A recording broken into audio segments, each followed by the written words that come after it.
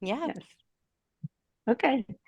Well, hi, everyone. Thank you for joining us for today's webinar, New Attacks on WordPress and How to Protect Your Site with Kathy Zan, security expert. Hi, Kathy. We're glad to have you here. We're so happy. We missed you. So happy to be So here. real quick, yes, good. Happy to have you here. Um, I wanted to just say a couple of words for those of you who are tuning in who may not be familiar with GreenGeeks. We are a 300% green energy web hosting provider, which essentially means we put back 3 times the power we consume into the grid into the form of renewable energy. We have been recognized by the US EPA since 2009 as a green power partner, and we offer share hosting, reseller hosting, VPS, and dedicated server. Now, moving on to the fun stuff, to our webinar, a couple of housekeeping items. If you have any question that you come up with during the presentation, could you please put it in the Q&A, and Kathy will be answering them at the end of her presentation. And you're always welcome to chat in the chat room, but remember to select everyone if you want everyone to see what you're discussing. And as always, we're recording this, and so if you have to step away, do not worry, we will be sending the recording to you in a couple of days. And finally, we have enabled live transcription for this webinar, so you have the ability to enable them during the webinar by clicking on the show captions icon. Now that the stuff is out of the way, I'm going to introduce the team at GreenGeeks who's here with us today, Erica Barbosa, who will be assisting us with chat and Q&A. Hey, welcome, Erica. Do you want to say hi, introduce yourself? Thank you, Anna. I am Erica Barbosa. I am from Costa Rica. I work in the partners team, and today I'm going to be assisting the chat and sharing some links. Hope you enjoy today with Kathy, and thank you for being here today. Thanks for your help, Erica. Now I'm going to say a few words about Kathy. Kathy and I have a long history of running into hotel lobbies during work camps. I respect Kathy very highly, and I consider her a friend more than anything. But more importantly, Kathy is an international recognized security, marketing, and data-driven website development expert. She's spoken at countless events worldwide, both online and on stage, and she's been an organizer for WordCamp Phoenix and WordCamp US. An executive producer of Open, the open source documentary about the WordPress community, she's passionate about your stories and believes everyone's voice deserves to be heard. Finally, welcome, Kathy. So happy to have you here. Would you like to say hi and start your presentation, start your screen sharing? Yeah, I am so happy to be here. Very happy to be here. Anytime that I can come on the GreenGeeks webinars, I just love such a great audience. You guys have the best community. So this is always a joy for me. And I got new stuff to talk about. It's not just, not just have a long password, but we are going to talk about a lot of fun things today. So I'm excited. Yes, let's start. Let's go ahead. Okay, let me share my screen. Nice green to go along with GreenGeeks. There we go. All right, so we're going to talk about new attacks that are targeting WordPress and how you can protect your site. Here's a slide about me, but you just heard about all of that. I have been in the security space longer than I've been in the WordPress space. In the 1990s, the first server that I inherited from the technical person got hacked. And I was thrust into the world of hackers and learned how to not hack myself. Who would want to do that? I learned how to hack other people by myself, and that was a lot of fun. And I found hacker culture to be very interesting. And when WordPress came along and some initial hacks started happening there, my two worlds of blogging and security collided. And now I talk about security all the time because I think it's fun and I like empowering. Sorry to interrupt you. We're not seeing your screen. I don't know if you were sharing something, but everyone is telling us.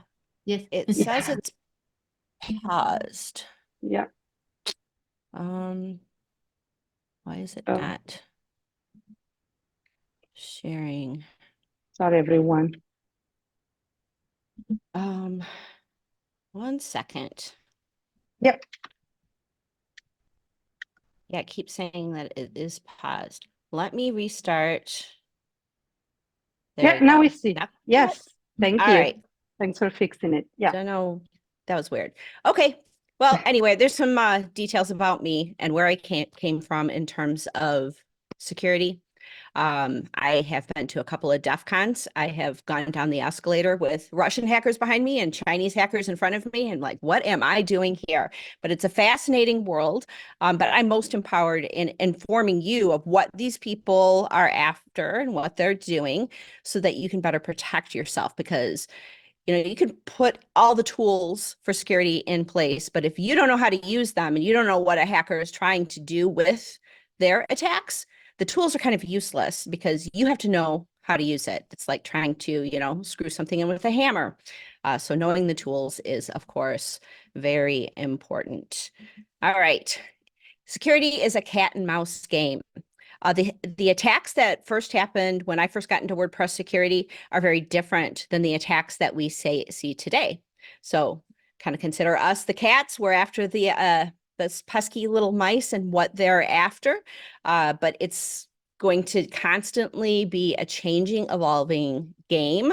It's not something where you just learn security and all of a sudden, okay, I've learned all of these attacks, because they are constantly evolving. You put up some hurdles so that they can't get in, you fix some vulnerabilities, they're going to try a different way to get in. So who is attacking you? Who are these pesky little mice that are trying to get in and get the cheese? Lots of people like to say, it's the guy in the hoodie. Security marketing is like super hard because this is the stock photography we get, guys in hoodies in dark rooms. Maybe it's their mom's basement. Not really entirely sure, but hackers are not, or the attacks are not like a hacker saying, oh, I want to get into this cat blog. Attackers are writing scripts, some of them very sophisticated, and they are targeting things that they believe have the easiest intrusion vector that they can get into. So you are being attacked by bots that a hacker has programmed. Why do they want your site? Because I hear a lot of times, well, it's just my blog. I'm just a small business. Why are they after my site? My site doesn't matter. They're after your server resources, your domain reputation.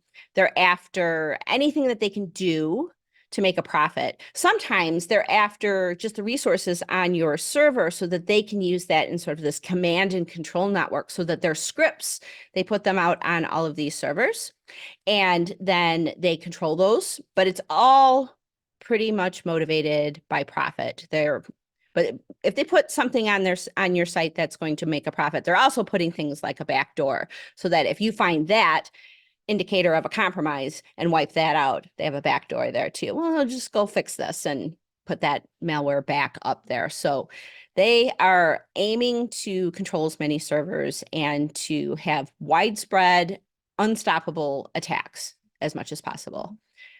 And they target WordPress because it powers a lot of the internet.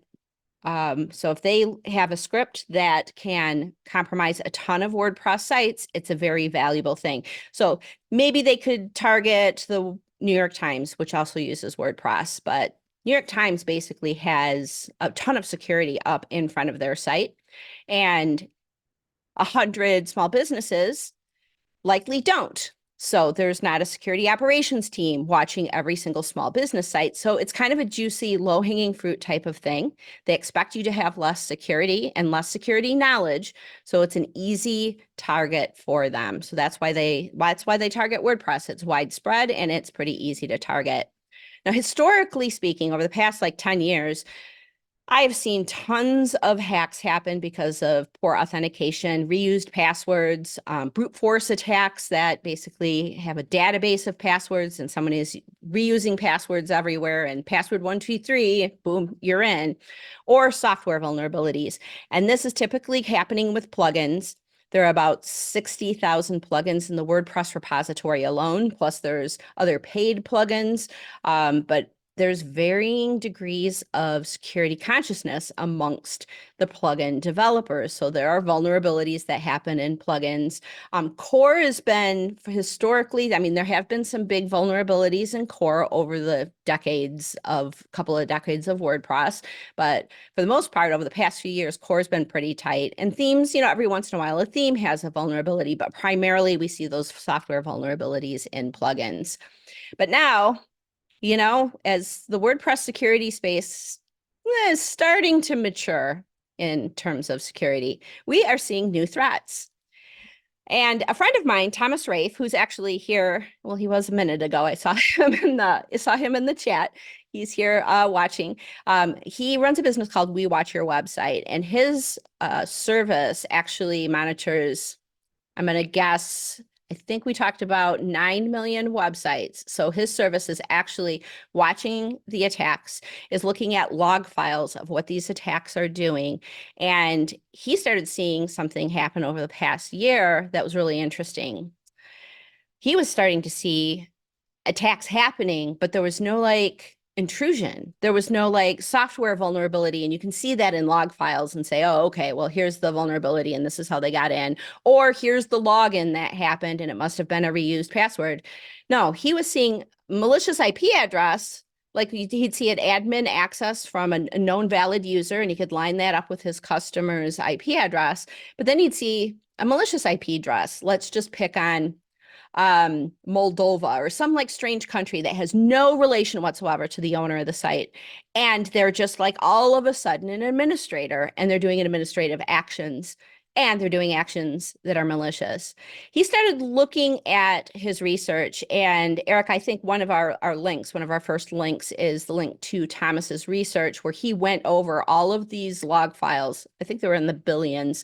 And he found that 60% of WordPress hacks were happening because of stolen authentication cookies. And there's been a lot of debate, can this really be true? It seems too far-fetched that where are they getting these stolen cookies? How is this happening?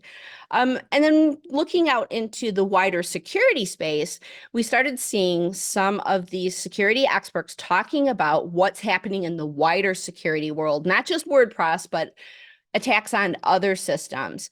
And Trevor Hilligoss, a former FBI digital crime expert, stated that in the last year, over 2023, saw more new advances in info stealers than any year previously.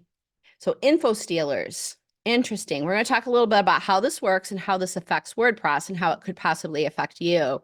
So info stealers are basically little applications. They can show up on your phone, they can show up on your computer, they can show up on your tablet, your iPad, but they are distributed through malicious attacks on people, either through phishing emails, malicious links, infected attachments. Even a PDF that comes from a malicious source can have an info stealer embedded in it.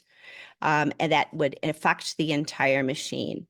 It can happen from a compromised website. So an attacker might infect a website and then you click on a link and download something and all of a sudden your computer or your device is infected. Another source is malvertising. So what is malvertising? Malware from advertising. So a lot of these advertising networks that end up on websites, I've cleaned plenty of sites where it's site's infected, but you can't find anything on the site at all. Everything looks fine. But then you take off the advertising network, which is rotating through ads, and the malware goes away. So malvertising from ad networks is another source of info stealers. So how does it work? So an info stealer basically lets that person, that malicious attacker gain access to your computer, to your cell phone. And on your computer is a browser on which you visit WP admin or your bank's website to log into your bank. All sorts of ways that you are logging into web-based tools. You're getting authenticated. You put in your username and password, and then that browser sends you a session cookie, and that session cookie has an expiration time. So it can last for 20 minutes. Like if you think about what's happening with a lot of your bank accounts, you go in to pay a bill and then you run off to get a cup of coffee, you come back and they've logged you out already. Your sessions aren't lasting very long. But at WordPress, those sessions last up to 2 weeks if you click the Remember Me button, or it lasts up to 48 hours. So it's a longer session. So those session cookies for WordPress, when you have that profit motive, are a juicy target. So basically, they take those session cookies off of your device, exfiltrate them to their device, put it in the browser, probably put it programmatically into a script. And because that cookie is there, it bypasses your firewall. It bypasses two-factor authentication. It bypasses username and password. It bypasses any authentication, even passkeys. It is basically you. Your session cookie that is active is now in somebody else's browser, and it gives them access to WP admin. So there's a bunch of different types of email or info stealers, email stealers, FTP stealers, and credential stealers. So FTP is file transfer protocol. And under every WordPress site, if you want to get to the file system, you have an FTP account associated with your hosting account. And so this is targeting FTP clients. I cleaned a site once many years ago, actually, and there were FTP logs that showed that it was coming from the malware was actually being placed, and it was definitely malware was being placed from that user's computer because they had stored the username and password in their FTP account, and something had happened with that device and it infected their WordPress site. Clipboard stealers. So you copy and paste things with your clipboard. There are info stealers that monitor what you are cutting and pasting. There are also key loggers, and that is basically logging everything that you type into your computer. So there are a ton of different info stealers, form grabbers, browser hijackers as well. So are these hitting your WordPress site? No, they are hitting your devices.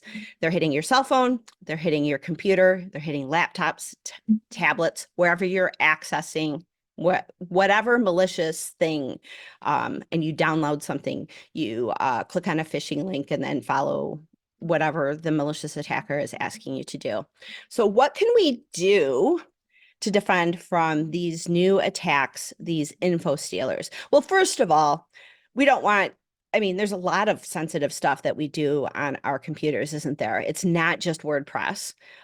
There's your banks, crypto, even Amazon can be a dangerous thing to let an attacker into. They can buy Amazon gift cards and send off gift cards. And I worked on a case once with someone who had their Amazon account hacked, and though they bought gift cards and then archived the orders, and then got into the person's email and hid all of the emails that from Amazon, deleted them, so that person didn't even know for weeks that this had happened, that their computer had been compromised.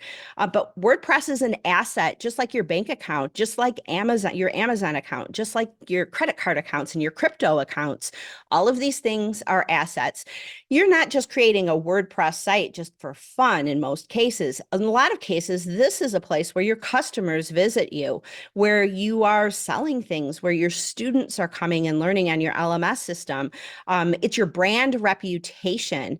And all of that means that it is an asset. And just like your house, just like your car and your jewelry and anything else that you value, you have to protect it.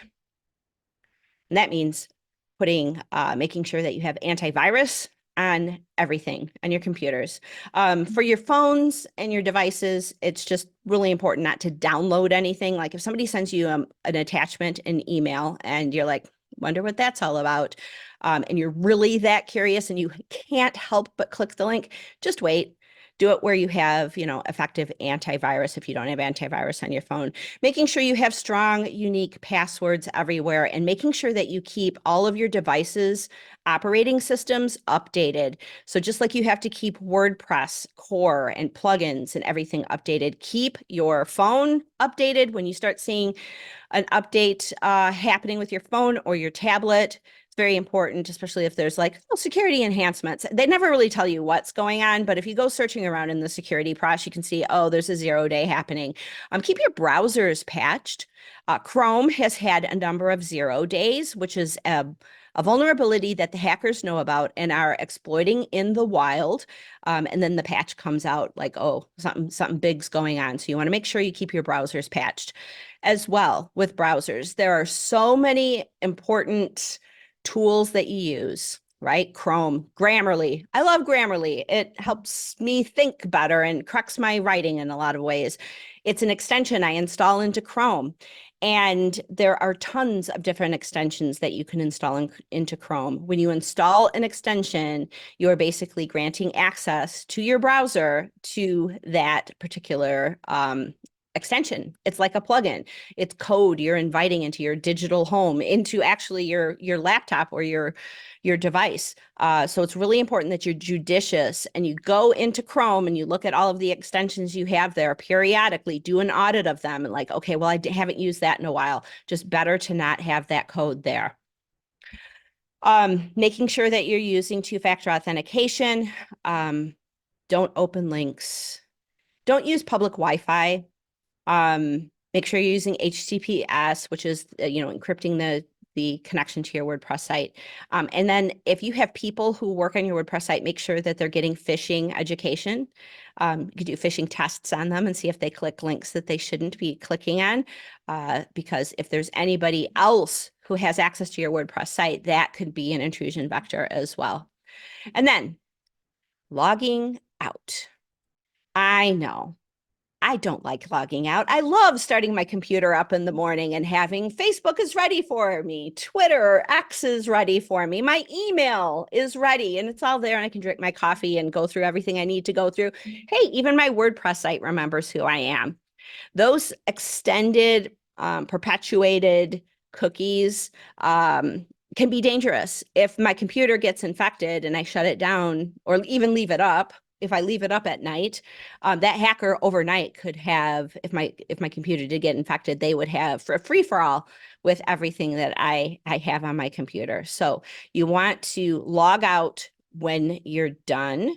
And then Solid Security, which is formerly iTheme Security, has just added something called Trusted Devices Protection. So it's a setting where you can just say, okay, only allow access to this WordPress site from this trusted device. So if a session cookie is stolen by someone in a different country, that session cookie doesn't work if it is not on the trusted device. So in that way, and I'm not quite sure exactly how it works. I just know that they have added that in response to Thomas's research. All right. So if that wasn't scary enough and make you want to go like live in the woods, we've got more. There is so much more. Hackers, this is one of the reasons why I love security, is because it is that cat and mouse game. They're doing creative things. It keeps people like us on our toes. But there's always something new to learn, right? Keeps the brain sharp. It's almost as good as a crossword puzzle. Maybe not. That's a bad attempt at a joke. All right. So this research came from Sakuri, and this just came out, I think, within the last week or two. This one is fascinating. Okay. So this is, and I stole the image just because I'm trying to find like some kind of clip image or stock image, but I go to their site and I'm like, ooh, this is just like perfect. Some guy is just browsing something, and then, but it's his browser is attacking WordPress. So here's the malware that Sakuri found on a site cleaning. The malware basically are PHP scripts that tell a visitor's browser to go attack other WordPress sites. So the browser doesn't get infected. The computer is not infected. The hacked website that the user is visiting is infected and is basically saying, hey, browser, I know you got some computing power. Go brute force into other WordPress sites. So it's not malware on the user's computer, but there's malicious action that's being told to happen from the infected WordPress site that user is visiting. So I just find this incredibly fascinating. Really, we're stooping to this. But I think, this has happened in the past where attackers have used site visitors to infected sites and use the computing power of the browser. Crypto mining was a thing. 2017, last time, maybe I don't even know which bull run of the crypto market, but when there's a profit motive, these guys get very, very creative. So crypto mining was an infected site. You visited the infected site and your fan would go off. Your computer is just like humming and buzzing because you're visiting a site that is basically telling your computer to mine cryptocurrency. So this type of thing has been done in the past where attackers infect a site and basically tell the site visitors to become malicious. And that way they create their little bots. The bots are now on the visitor's computer. So if you ever think like, hey, I'm visiting this site, but my site is just like humming, like my computer, the CPU usage is like going crazy. Is it what's going on? It's something going on with your browser. You may be visiting a hacked site, and it may be telling your computer to do something malicious. So, again, the concern here is I'm a site owner and some other infected site on the internet is being told to attack my site through this user's browser. I can't block this user's IP address because what if that user is one of my customers? Like it's just some random guy. It's not a malicious IP address. And I can't really like block what's going on with that infected site. So I'm getting malicious traffic, but it is now different. It's not a malicious IP address. And you have all of these like security tools, firewalls that are detecting malicious traffic. But, some random person in, Michigan visiting my site that might buy something from me, I don't want to block that person from visiting my site. So, we just had, and it's a login that's coming in, right? These are brute force attacks that are coming in. So we want to just make sure as with any brute force attack, strong, unique passwords, two-factor authentication, but you can't trust those IP blocks if you are a victim of this type of attack.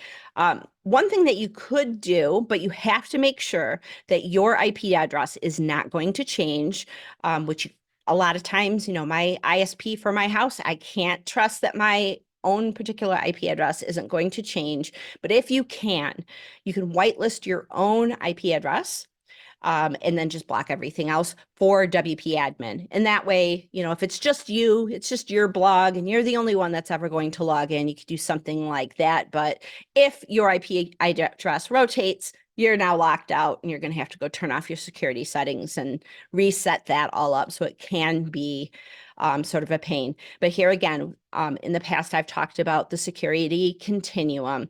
The most secure website, the most secure computer is buried 6 feet in cement in the backyard and no one can access it. And the least secure is open to everyone. And so on that continuum, you have to decide where your comfort level is and what's going to work and do a risk assessment for every website you have, every device you have, and consider all of that. This was an interesting case. And so we've had 0-day vulnerabilities. Well, this was not really maybe a 0-hour vulnerability. So a vulnerability was discovered on February. Well, it was discovered before, but it was actually the patch was released on February 13th. So this is actually wrong. It wasn't found. It was responsibly disclosed by Calvin Elkin, one of our bright minds in security right now. And he worked with PatchStack and the team at Bricks to make sure that the vulnerability was fixed. But boy, this vulnerability was a doozy. It was an unauthenticated remote code execution vulnerability. Remote code execution basically means that a remote computer can execute code on your site and take it over. And unauthenticated means they don't need a contributor account. They don't need any kind of account. Unauthenticated means anyone can do it. So this was a very juicy, I think critical score on this was 10 out of 10. Within 5 hours of the patch being released, not disclosure, just they patched it. 5 hours, hackers knew about it and they started their attacks. So it happened so fast. I think this is probably the fastest, maybe, I don't know. It's been in recent memory, this has been a patch to attack window that's been pretty small. So they got very busy very quickly, and Bricks users were scrambling, and a lot of them were seeing their sites infected with malware very quickly. I've been thinking a lot about this and what this means for us as WordPress site owners. And to me, it is telling me that attacks are more sophisticated and you can't just like set it and forget it with security. I really think that in the open source space, because we have the benefit of owning our site, we also have the responsibility of protecting our site. And I think we have to move beyond like, oh, well, my website, but I'm running my business over here. And I think everybody that owns a site really owes it to themselves to have deeper relationships with the developers for the products that they're using. If you were a Bricks user and you were on their mailing list, you got notified right away. The patch went out, they notified.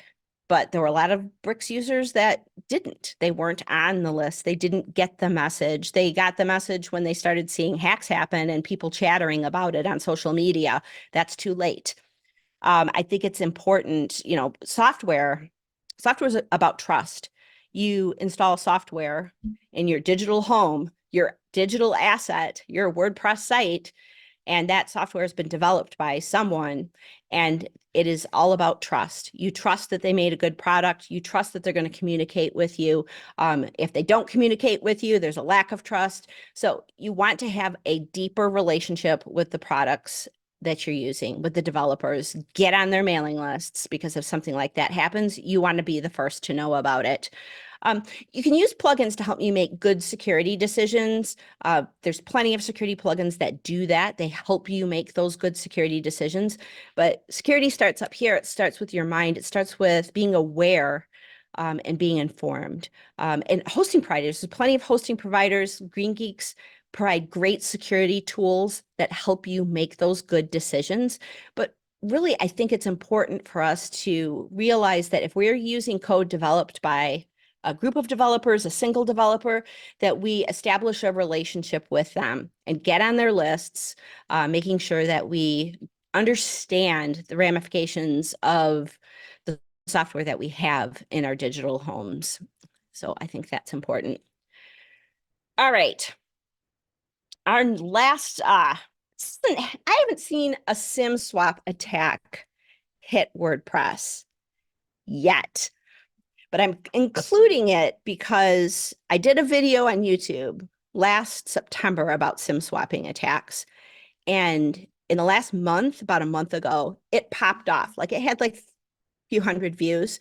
It's like 7,000 something views just in the last month. I'm like, what is going on? So I did a bunch of searches. There have been cases where people's bank accounts have been drained from SIM swapping attacks. Now, given all the cookie stealing stuff and the info stealers, I never saw that coming, right? I never thought that, like, oh, sure, take over my computer and drain my bank account. Good luck. Thank you. I know hackers are going to do that kind of stuff. I never thought info stealers would lead to WordPress hacks. I am wondering now, this is my cautionary tale, will a SIM swapping attack, I'm pondering this. These are things I think about when I'm unable to sleep at night. I wonder if a SIM swap attack would ever compromise a WordPress site. So I'm going to tell you about SIM swapping attacks just so you can be aware, because I believe that by better protecting your WordPress site, you make better security decisions for everything in your life. You inform the people in your life to make better security decisions. So I wanted you to know about this. So SIM swapping attack, your cell phone has a SIM card in it. That SIM card basically tells the cell tower, I'm Kathy, right? There have been cases, and quite a few cases, of attackers, socially engineering the phone companies, going into the Verizon store and saying, I'm Kathy and I lost my phone and my mom just died and I really need my phone. And, crocodile tears, the whole works. They socially engineer and trick anyone at the cell phone company to give them a new phone with a new SIM card that's tied to your cell phone number. Then, from the cases that I've seen, and one of the links, the Medium link, if you have a Medium account, that is a read. This guy, his crypto accounts were drained of $100,000 in a SIM swapping attack. And how it started, he was lying in bed and his phone wasn't connecting to the cell tower because he had been SIM swapped. So the evidence was, my phone's not working, but it's late at night. He's lying in bed.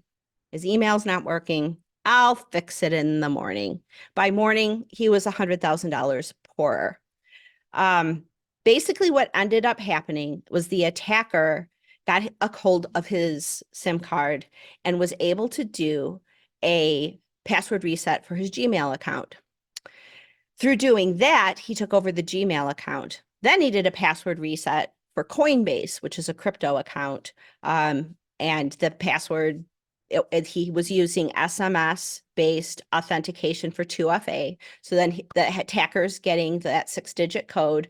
And because he's got the email, he can reset the password. They've got the second factor. He's got the cell phone. He was able to take over his Coinbase account and drain everything before the guy even woke up in the morning. They don't necessarily take over. It's not like they're looking to just get the 2FA codes. They're looking to take over important accounts that are connected to everything. So given the interest in WordPress, I think this is a possibility. I have zero cases that it's happened, but I've seen people's other assets been drained. So it's a scary thing, don't you think? It's just time to become more vigilant. You can contact your provider and do some kind of they call it different terms for Verizon, T-Mobile. They all have something where you can lock down your device, lock down the SIM card. I would say for your bank, how many of you, I know I have done this. I've started a few years ago, but using one email address for everything. And it's the way your bank communicates with you. It's the way your crypto accounts communicate with you. It's the email you're using for WordPress. You're using the same email address for everything. When all the eggs are in one basket, you better watch your basket. I think it's time for us to start using different email addresses, highly protected email addresses for different things, and just change it up. If you are being spearphished, if you are being targeted by an attacker, and these SIM swap attacks are targeting individuals, then your profile is information for them. So kathy.zant@gmail.com. Yeah, that's my email address for some things, not for everything. One thing you can do with Gmail, you can do John.Doe plus, you can put a plus and then WP for WordPress, plus for Chase, if that's your bank, plus for whatever. And that just adds some obfuscation, makes it a little more challenging. You can do that plus and do anything crazy after that. But you can make things a little more difficult. That is sort of like an obscurity type of thing, but that can help using different email addresses that you don't use publicly. So you're signing up for all these mailing lists, and sometimes those mailing lists are hosted on WordPress sites, like Fluent Forms or Fluent CRM. That's hosted on WordPress. If that gets hacked and your email address is in there, your email address ends up being exposed. Have I been pwned? You can go and put your email address into their database and see how many times your one email address has been exposed in malicious places. You want to reduce your online footprint. When somebody's on Facebook and they're like, what's the first concert you ever went to? Do you answer? Or is that like one of the factors of authentication you use? I know that's one of Citibank's questions. And I'm like, I'm not telling you. First of all, that will date me. But second of all, I know it's like a security question. Like make stuff up. People overshare on social media a lot of information that can be triangulated into posing as you. It's really important to use a password manager. If you can do the offline password manager for critical accounts, do that. If you are in the crypto space, there was one guy that I was listening to many years ago, and he was talking about how he had one computer, and that was his crypto computer. That's where anything having to do with crypto, it was almost like an alternate identity that he did his crypto stuff with. And the thing is like the SIM swapping, the info stealers, all of this stuff, like wherever there's assets, wherever there's money, wherever there's and that stuff is immutable, right? Like if you do a Bitcoin transaction, that is done. That guy that lost $100,000, that was done. There's no calling the bank to get that back. That's truly juicy targets for hackers. When you see it kind of happening in the crypto space, it's not much longer before you start seeing it elsewhere. This is the quote from that guy who lost $100,000. Can't stop thinking about the small, easy things I could have done to protect myself along the way. My thoughts are clouded with what ifs and alternate timelines. Those thoughts are juxtaposed with two overriding feelings, laziness and survival bias. I never took my online security that serious because I had never experienced an attack. And while I understood my risk profile, I was simply too lazy to secure my assets with the rigor they deserved. I urge you to learn from these mistakes. Your WordPress site might not be, a Bitcoin, but your WordPress site is an asset that deserves the rigor of good security and good security mindset. Remember who you're up against. And you need to be the cat. There's plenty of security professionals who are running around like crazy internet cats. The internet is about cats, right? But you need to be a cat too and realize that there are mice after your cheese and protect yourself. And with that, I am done. I think I'm guilty of everything you talked about. We see the thing is like we all are at some point or another. We all are. I mean, I used to use the same passwords all the time. Back when I first got on the internet, I worked at a major I was in a major data center, and the network password, oh wait, no, that was a different one. But it was a major company. It was a mortgage company, and their network password was something funny they saw on TV, like a product name. I think it was like Flowbee, the vacuum cleaner. You can do your hair, and the guys all thought that was funny. So that was the network the network, not just the computer, the network password. So we just have to keep being the cat and evolve. Wonderful, thank you. We have a few questions in the Q&A. I can read them to you. Sure. We have a hi. Hi. Nick is asking if Cloudflare is a security, item. Not sure. Tour. Yeah. Security. I put Cloudflare in front of everything because, first of all, if you need to move a site, and you change the IP address, it's almost like instantaneous with Cloudflare, just having the Cloudflare DNS managed there. They also have tons of security tools. And if you're ever the victim of a DDoS attack, a distributed denial of service attack, that you just like, hey, Cloudflare, help.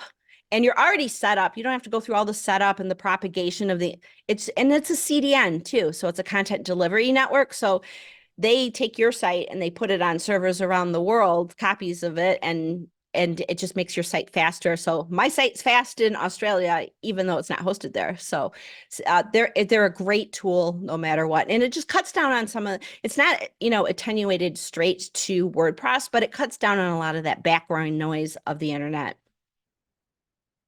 Yeah, that's great.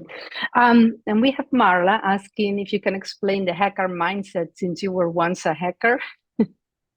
Yeah, so there's actually if you do on YouTube a search, The Hacker Mindset, Kathy's aunt, I gave a talk in 2019 at WordCamp US about the hacker mindset. And the hacker mindset, they're just a bunch of kids who want to find out, can I break this rule? Steve Jobs and Steve Wozniak, the founders of Apple Computer, they were hackers.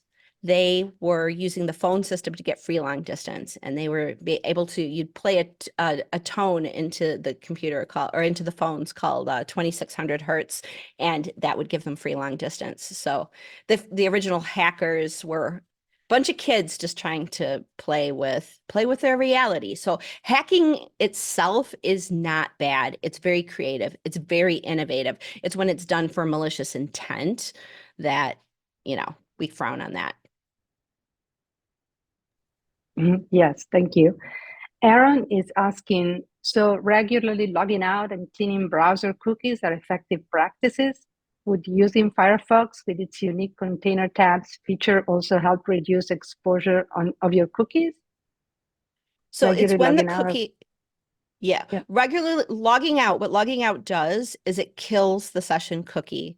So like when you're logged into your bank and it logs you out after 20 minutes, no matter what, that session cookie died.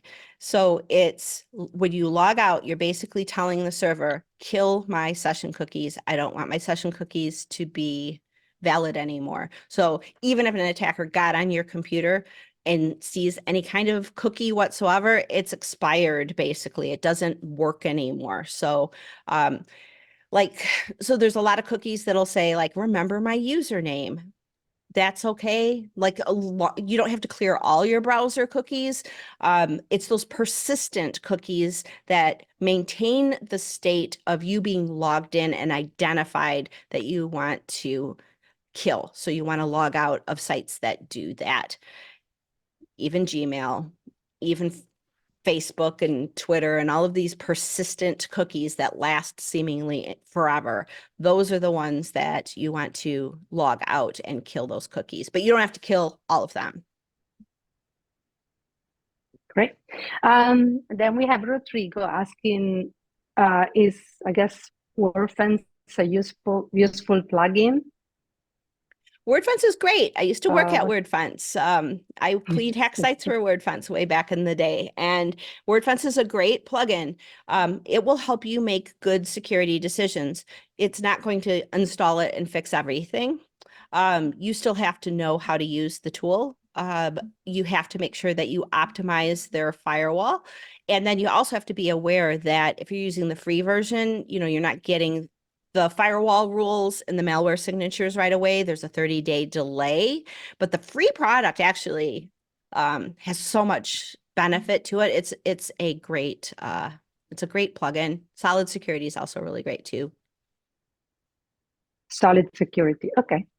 Jan is asking, what do you mean by 0 days? I guess at the beginning of our presentation, we were talking about 0 days.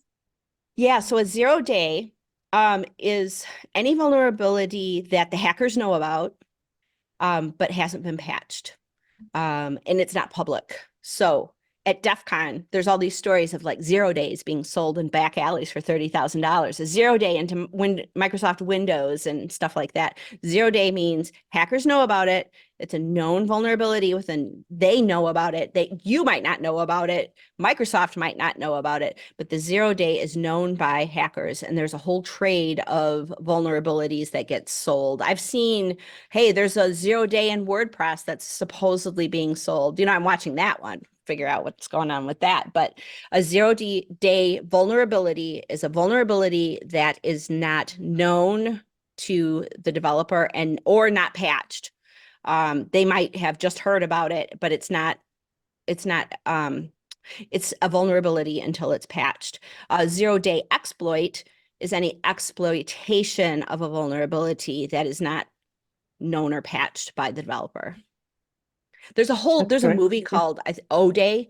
It's about the Stuxnet vulnerability that it's kind of like espionage and like hacking Iran and all this stuff.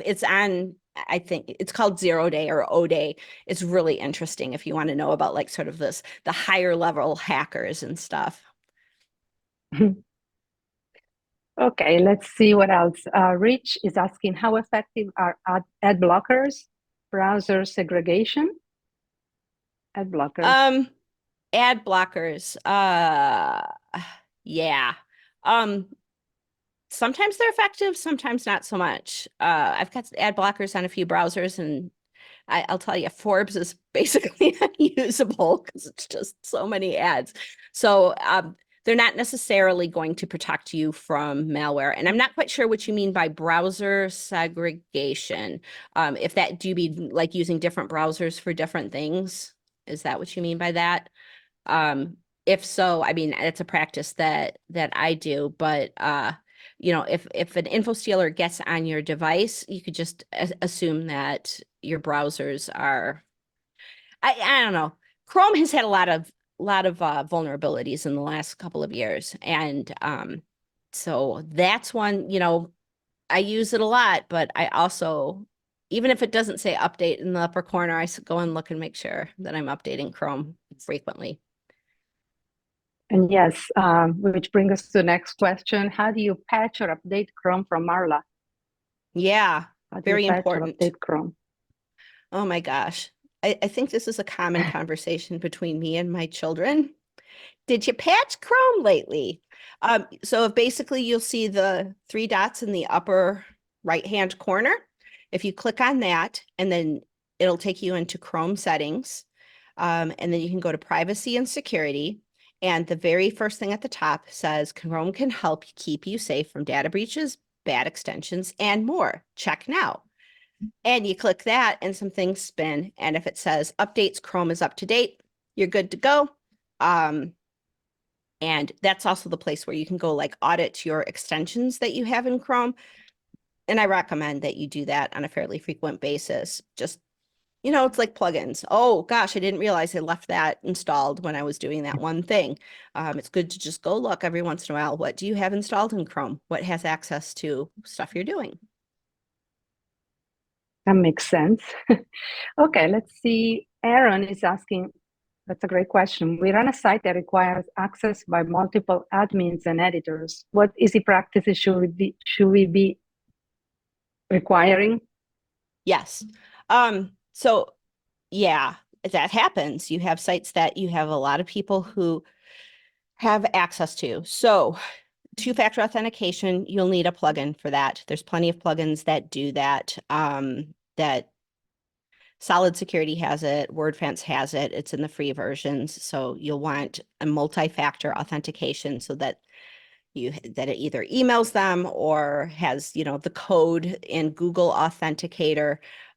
You want to make sure that another thing, there's a bunch of funky authenticator apps in the Google Play Store and in the App Store for your devices, for your phones. Just make sure you're using something like Google Authenticator. MISC is a company that does security research for iPhones, and they found that there were a number of authenticator apps that were a little funky. So make sure you're using a valid, known entity like Google Authenticator. So you're going to want to make sure you're using two-factor authentication. And the second thing, if you have multiple users on your WordPress site, is the principle of least privilege. Only give access to the people of the things they need to do their job. So if you have somebody who's just contributing articles, but you want to look them over, they get contributor access. Somebody who's publishing articles, but you don't want them messing with the plugins or updating themes or anything like that, you give them editor access. Minimize the access that you're giving to people based on the job they're doing, and minimize the number of admins that you have, and just really segregate those responsibilities of like, okay, well, Janet is going to be the person who's in charge of doing plugin updates. So she's got admin access. She's also the only one that has access to the staging server. And so she's got her workflow for making sure that happens. Nobody else needs admin access then. Maybe one other person just for her, Janet's backup in case she's on vacation. But, so the principle of least privilege is a security principle where you only give people the access they need in order to do the job you've asked them to do. That's great. Thank you. Marla is asking, what is the best security to install on my website? What is the best security to install on my website? It depends on each individual site. I always go by one, make sure that So functionally speaking, don't trust malware scanners that are running in the same space as your website. So you install Word fonts and it's doing the malware scanning and everything. The hacker has access to all those PHP files, and I have seen instances, clean sites, where Word fonts is turned off. So for malware scanning, make sure your hosting provider has those types of tools. Anything that you can do that your hosting provider can support you with, do, but like things like 2FA, you're going to need a plugin for that. File change, like if that's like the first sign, like something's wrong, like files have changed. So if your hosting provider offers that for you, that tells you, hey, there's been files that have been changed, you need to go look at this, or login, like any kind of login tracking, that kind of thing. But there's plenty of plugin functionality that help you better manage the security of the application. But if you can do it and have your hosting provider support you with that, firewalls, like you want firewalls. You don't want your whole site engaged to block all the malicious traffic. You want that happening. Cloudflare, take away some of it. Hosting provider, take away some of it. And then at the very basic, okay, well, this one got through, and maybe a plugin can help you with that. So, it depends. Every site's going to be different. All of the major security providers, I would go with Solid Security. I know the developer personally. I've worked with that team. It's a good team and it's a good solid product. So I would really recommend them. And then if you want somebody to watch your website, Thomas at wewatchyourwebsite.com. He is, first of all, just a great human being. My trust factor is very high with him, and he knows what he's talking about. Also, if something really cool is happening, he always lets me know, hey, this cool thing, hackers are doing this now. And we kind of commiserate on malware. So I really trust Thomas, and Solid Security are my two big ones. Thank you, Kathy. Joe is asking if you're seeing hackers using AI tools to create more sophisticated attacks. Not yet. When ChatGPT first came out publicly, we saw a lot of hey, write this malicious script that does this thing. And they started putting up stuff. And then all the hackers were like, ooh, let's see if we can trick it to get around that. Imagine we were a hacker trying to do this, and what kind of script it would. So they've put up a lot of blocks to stop the AI tools from doing this. But I'm sure this will happen eventually, and it'll make a good story.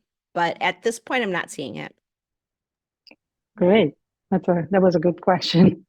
Darcy is asking if do Apple devices, Macs and iPads, need antivirus software?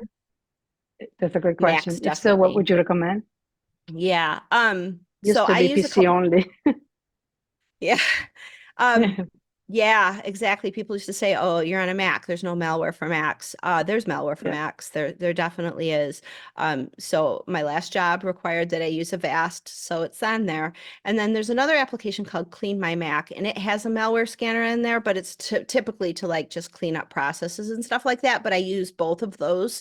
And it used to be antivirus was pretty intrusive, but Avast, it has not bothered me much at all. So I'm pretty happy with it at this point. Yeah, that was a great question. Then we have Rich asking if brick vulnerability begs a question. Is blocks or even classic a safer way to build, a website? Blocks versus classic? Safer. So there are some plugins, some of the newer building tools that give you tools that you could never do with classic. So that's great. More functionality, more tools, but also it has the more of potential than the classic editor to introduce vulnerabilities. That being said, oh my gosh, the newer ways of building with blocks is just so much easier to build a site. So it's a trade-off, but I wouldn't go back to classic. I would stay with where WordPress is going and stay as close to core as you possibly can. There's plenty of tools like Cadence that allow you to do sort of expand upon what those blocks can do. But if you can use a heading tag and a paragraph tag rather than advanced heading and advanced text, I would just stick close to WordPress as possible because things change, and the last thing you want to do is to have to go that jump between tools again. I would just stay close to core. Stay close to the new way, which is blogs. Yeah. Michelle is asking, are VPNs a good tactic? VPNs are good, especially if you're like traveling and you have to get on a network and you're not like you're not sure about this network and who else might be on it.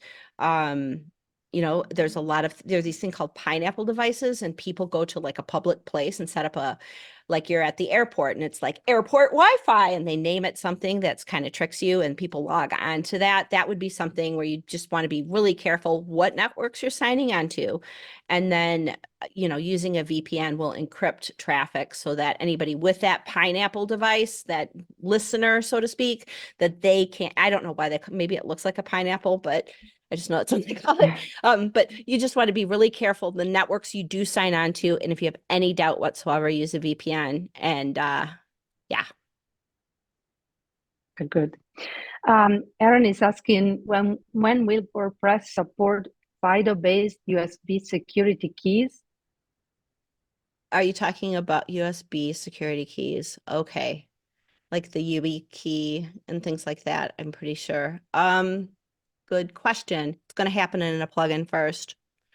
Solid Security supports passkeys, which is FIDO WebAuthn, which you know, is cool. It's a new way of authenticating. But when you put your passkey in Safari and then all of a sudden you got to do something in Chrome, then there's all this like juggling and everything. So, but passkeys are a great new technology. You can't get phished, can't get brute forced if you got passkeys. So Solid Security is the only one I know of the major security tools that has passkeys. Yeah, and then also Aaron is asking, or expect FIDO security keys be supported by hosting providers? I'm not sure how to answer that. Yeah, yeah, if that's about passkeys, you know, passkeys are starting to kind of roll out. I know Apple, Gmail, Stripe uses it as a 2FA factor. PayPal, there's a bunch of tools that are starting to use FIDO keys or the WebAuthn passkey model. But like YubiKeys and stuff like that, I mean, it's going to be, you know, who's not going to do it? Banks. Banks are going to be the one. That's one prediction I can make. Banks aren't. Banks have taken forever just to have 2FA, and they're still doing SMS 2FA. So, banks. Banks. And then we have Jen regarding your note about creating different Gmail accounts. Is Kathy saying we should open a bunch of new Gmail accounts to use each individual bank account or other accounts? When you said about the name plus WP Gmail. Yeah. You can, so let's say you are giving your email address to someone and you're not sure if they're going to spam you. You can do name plus WP or name plus, you know, the name of the site you're giving the email address to, and that email's still going to come to you. You can just have that plus. And then the other cool thing you can do is that you can filter things in your email inbox by that plus. So it's still your Gmail account, but you can do that plus. So it's like, it takes away a brute force thing. So if somebody's really trying to get into one of your accounts and you're using kathy.zant@gmail.com and they're really trying to get into that, if it's kathy.zant and then I put the plus Sally's cat blog @gmail.com, they don't know that. So they're not going to be able to log in because it's not going to match the username. So they can brute force all they want, but they're not going to be able to, that one piece of it just obfuscates your login, right? I mean, there's other issues with that, but one thing, just if you have something that's like super, if you're in the crypto space, you know, that's where we've seen like the more sophisticated hacks, setting stuff up on an email address that just, you do not use it for anything else. That's just like your super, super secure. It's just for this stuff. If somebody sends you an email there, you're going to be like, who the heck got my email address? It's private, no mailing lists, nothing. It's just for those particular accounts, that type of thing. Great. We have a lot of more questions. Let's try to get through them. Dax is I'll try to go asking, fast. oh, yeah. What is an offline password manager? I use Dashlane now. What is an offline Yeah, password manager? Bitwarden, you can set it up as offline. It's not online. I don't know about Dashlane. I know Bitwarden you can do, and there's another one. Gosh, it was in that Medium article, the one that he recommended to do. What did he use? Password Store. So in that Medium article, there is there's a whole list of, wow, it's a GitHub page of just different password managers Password and manager. whether or not, yeah. So, you know, you don't get the convenience of being able to access your password on your phone, on your device, wherever, that kind of thing. But if for the most secure things that you just can't have anybody have access to, an offline password manager, I mean, LastPass got hacked and customer vaults were exposed. Yes. And there have been many cases of people losing crypto because their accounts in LastPass were compromised. Yeah. Martha is asking, how should we manage cookies? Regularly cleaning them? Cookies? Just log out. Log out. Just Log out out. kills the cookie. It expires the cookie. So don't torture yourself. Like if you go look at how many cookies you have in your browser right now, there's a lot. You don't worry too much about it. Just log out and that will kill the cookie. Just log out. Joel is asking, how do you whitelist your IP? Good question. There are a lot of ways that you can do it. You can do it with a lot of the security tools will have different ways of, like Solid allows you to do that. Plus they have that whole trusted devices thing. I'm pretty sure WordFence has the capability of whitelisting IP address so that so the firewall rules don't apply to it. Or if you want to get really funky, maybe some hosting providers have that as a capability of allowing whitelisting for WP admin only. You can also do it with HT access rules if you wanted to. Thank you. We have a question from Silver. I don't know if I'm saying it right. Me, since 2001, multiple email addresses, a different domain, Gmail for junk, one encrypted for my personal contact, one for my business, one for my contacts out of personnel, one for banking, one for crypto, one for each website. All things internet and virtual machine are reformat regularly. So everybody's in the same place. Yeah. Look at, so maybe Silvere is someone who could teach a security course. It looks like you're doing all the right things. Yes. Aaron is asking about GreenGeeks. We'll have to get back to him. Too much information. We'll get back about GreenGeeks security. Rich is asking, what are good WP plugins to enhance security? Good WP plugins. Okay, WordPress plugin. Yeah, I would stick with Solid Security as a great option. PatchStack, gosh, why do I mention PatchStack is amazing. They're very involved with the community. PatchStack has a great solution. If you had PatchStack, you were protected from that Bricks vulnerability before it ever was even announced. So PatchStack, and Oliver Sild, who's the proprietor there, just a good human being who really supports security researchers and has done a lot for WordPress. So I highly recommend them as well. Okay, when using a VPN, Natalie, when using a VPN, IP address always change, so cannot whitelist the IP address. What do you suggest? Yeah, if that's the thing, if you can, say this is my IP address, then whitelisting is great, but it's not always feasible. Not always feasible. Aaron is asking, can you recommend a short security practices page that we can share with the editors on our sites? Oh, yes. I have a security checklist, and I think it's one of the links. I don't know if we can put that in the chat, but go get my security checklist on Zant.com. You can sign up to my mailing list there too. And I'm also going to be doing a security course. It's almost ready to launch. My editor's still editing a few videos, but it's going to be a very basic, sort of a mini course, very inexpensive, that it would be good for anybody who touches WordPress would learn something from it. So it's Zant.com. Hopefully it's in the chat. Otherwise, just write to me, Kathy@Zant.com, and I'll get you that checklist. So yeah, maybe Erica, if you have that to share in the list. I'm gonna go on here. Marla is asking, do you know if RoboForm is a safe password app? I have never used RoboForm. I've heard of it, but I've never used it, so I can't really say. I can't really say. Temperance is saying, what about accepting cookies from websites? Seems like every website has a cookie accepting statement, pretty much. Yeah, that's just GDPR. That's for compliance. Accepting cookies from other websites is not going to be, I wouldn't even worry about it. It's session cookies. It's like, because the way the web works is like you have a web server and you have your browser, and your browser is like, hey, give me that page. Okay, here's that page.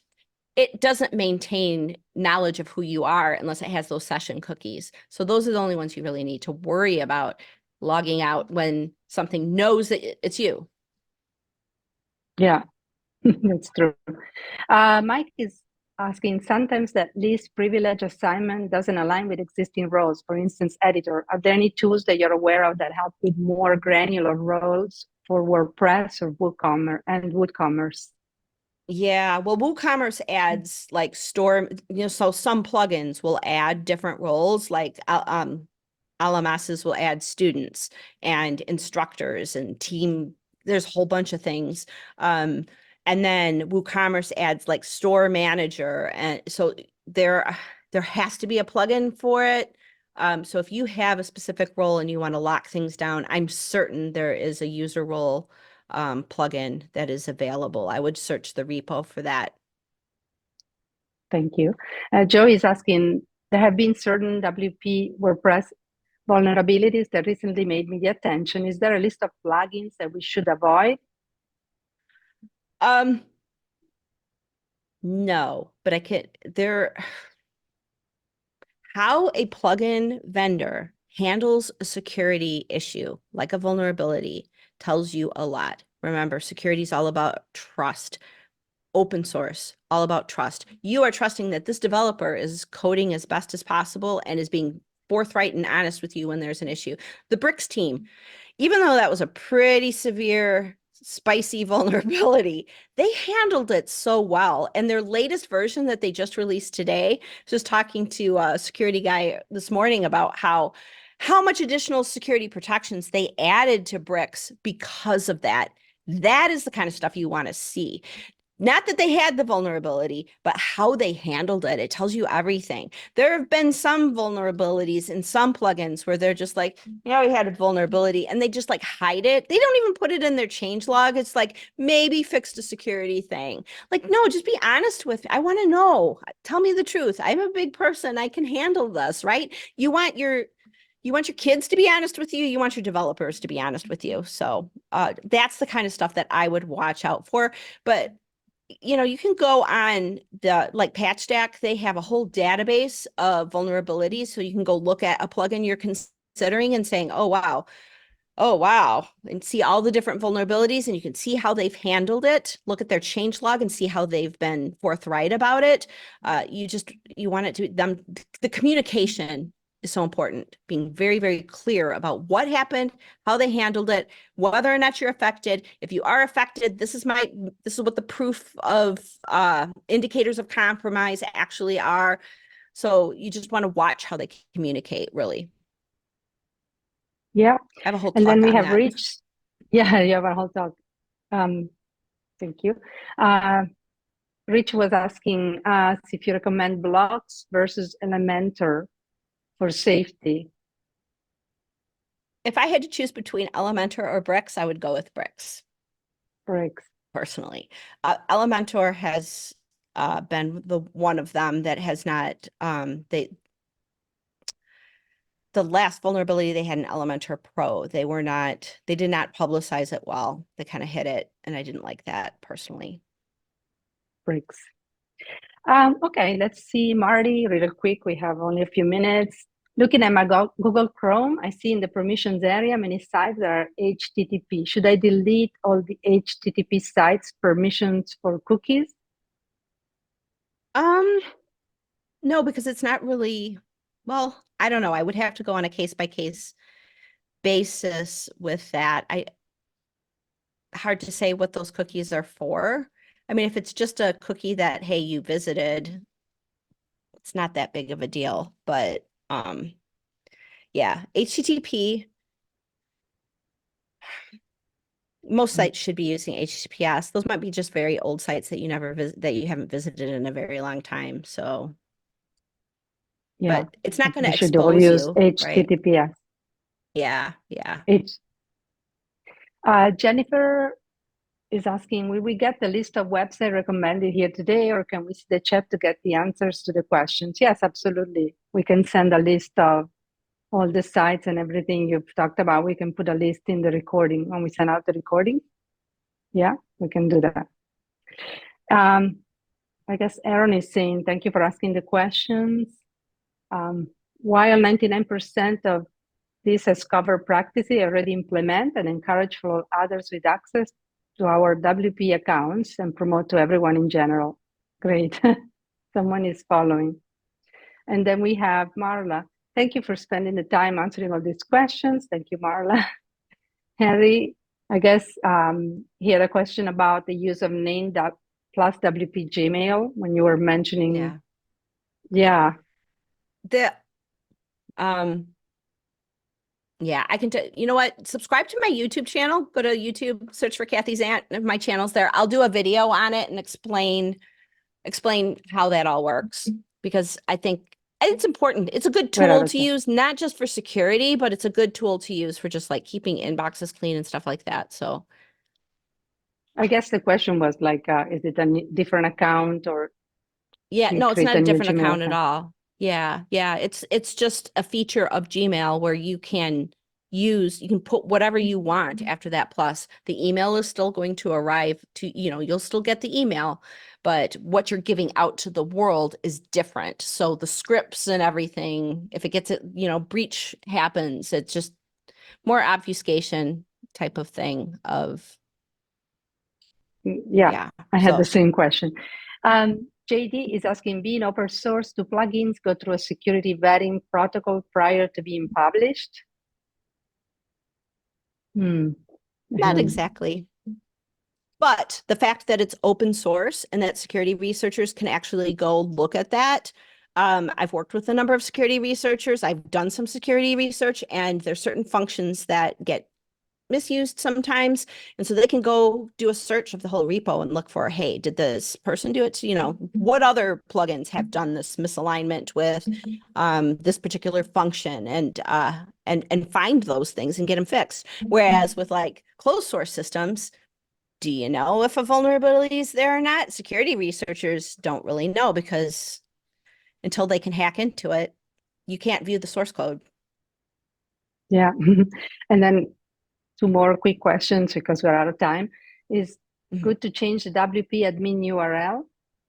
It's good to change. It's just obfuscation. Most of the brute force stuff that happens is hitting XMLRPC. If you want to stop brute forcing of login, turn off XMLRPC. If you are not using Jetpack requires it, but you can turn off XMLRPC, and that cuts down on a lot of brute forcing, because most of them aren't going for the WP admin login. They're going for a programmatic way to get in with those bots. It's not like some guy logging in. It's a bot trying to authenticate. Great. We will get back to all the GreenGeeks question and the separate cover, and we'll be happy to share all the links when we send out the recording, so we don't have to drop them all like right now in the chat. Yeah, no problem. Great. Well, thank you, Kathy. So I guess we can let everybody go. Thank you, everyone, for following us to the end. And don't forget to look up our upcoming webinar on greengeeks.com/webinars. We have a lot of fun, good webinars coming up. But this was great, Kathy. Thank you so much. We really appreciate it. I love you. You know that.